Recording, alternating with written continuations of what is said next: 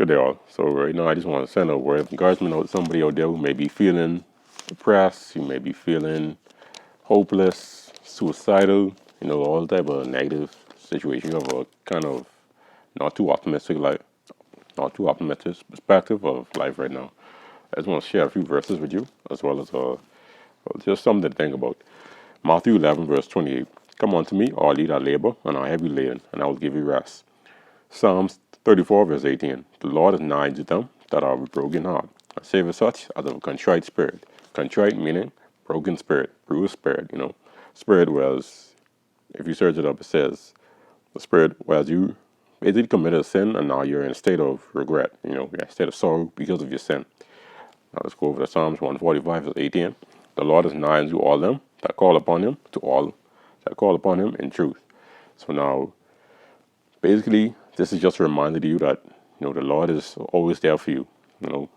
Even if everybody around you fall, even if they fail you, even if it's like nobody's there, you're surrounded by thousands of people, but you're feeling lonely on the inside, the Lord is nigh unto you. But let's basically look at a Bible character who was close to God, who walked with the Lord, who was basically fell into the same predicament. That's David in the book of Psalms.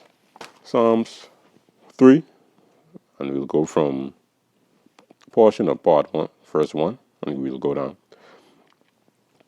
Lord, well, let's just start from the beginning. A psalm of David when he fled from Absalom, his son. Lord, how will they increase that trouble me? Many are they that rise up against me. Many there be which say of my soul, there is no help for him in God. Selah, but thou, O Lord, art a shield for me, my glory, and the lifter of mine head. I cried unto the Lord with my voice, and he heard me out of his holy hill. Selah, I laid me down and slept. I awaked, for the Lord sustained me. Now, David, he was in a predicament. He had people basically coming after him, getting ready to kill him, In his state now, he's feeling just that hopeless, like he has no help, nobody's around him, nobody's helping him in his battles right now. He has a struggle right now, and nobody's there for him. Or he has nobody to comfort him, nobody to look to, nobody, nothing, just nobody. And here it is now. He looked to the Lord, and the Lord was there for him. The Lord kept him. David was able to go to sleep that night and wake up unscared. Nobody touched him. Nobody come near him. The Lord kept him safe. That's why I said, the Lord, I awaked, for the Lord sustained me. David awoke, knowing that now, he now realized the blessing of the Lord. Now I get interested up, but basically, it's just an encouragement to all those out there. It's just like David, you may be in a hopeless situation, but the Lord is always there for you. Today may be rough, but the Lord will give you rest and see you through tomorrow. See you through till tomorrow. If His will is for you to live tomorrow. But other than that, don't give up. Don't succumb to suicide, please. Now let's put these verses aside and let's just talk about what suicide really is. Many will look at suicide as a way of escape, but as a quote once said, suicide is not necessarily escaping pain. It's just transferring that pain to somebody else. So instead of you feeling the pain now, your relative feels that pain. Your loved one feels that pain. Your coworker feels that pain. Your neighbor feels that pain. Somebody close to you, somebody who knew you. They may not even be somebody you talk to on a regular basis or who had close connections to you. Somebody that just watched you. Now they see that you've committed suicide. They know that you're no longer here, and they saw how you go out. Now that pain is crushed on them because they feel like what, like it's on them. Like they couldn't do anything to help you. As if they didn't see the signs. Why didn't they see the signs? Why couldn't they stop it?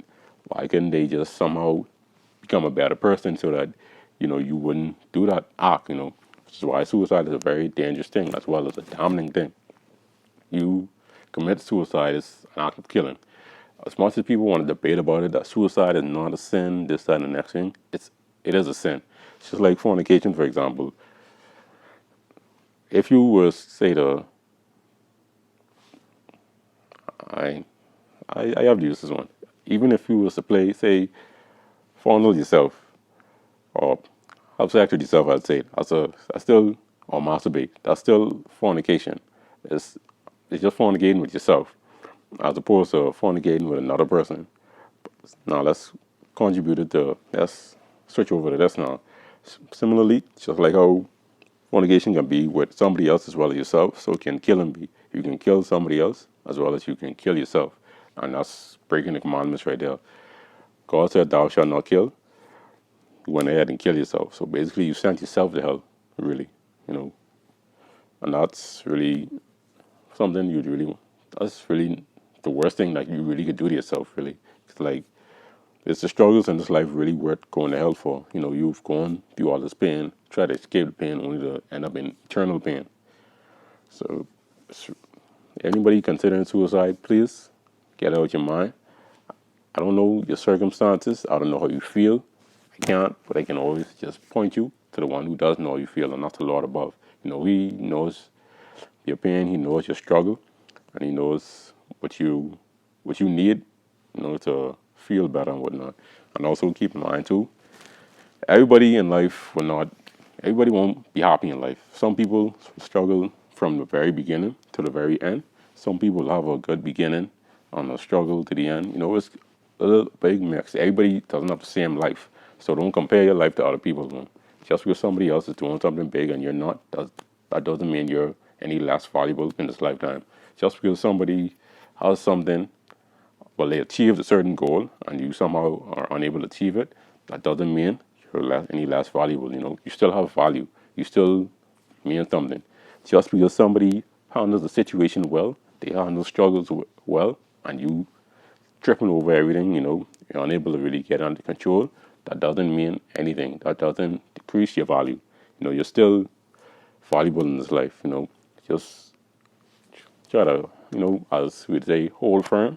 Just try to keep, try to stay, try to stay positive, you know. Try to keep the faith in the Lord. Have faith that the Lord will see you through it. Maybe it may not be how you want it to, but at the end of the day, every day alive is a good day, no matter how you struggle. But even if you struggle, let your struggle be to the honor and glory of the Lord. Don't kill yourself. Don't send yourself to hell. Don't transfer that pain onto somebody else. You know, nobody wins when you commit suicide. So please, anybody who may be considering that, don't do it. You know, just look to the Lord, pray, pray, pray, pray. You know, maybe some people you may need to reach out to somebody. You may need to, you don't know, maybe you don't even know what you need. But like I say, pray to the Lord. You know, and if maybe you don't even know what to pray, you know, reach out to other people and allow them to pray for you as well. While you praying for yourself, allow other Bible believing Christians, true Christians, to pray for you as well. So with that said, I hope this really helps somebody out there. Please do not commit suicide. Don't consider ending your life. Don't consider giving up on your faith, you know. Just continue to push on, and the Lord will provide for you. He'll take care of you.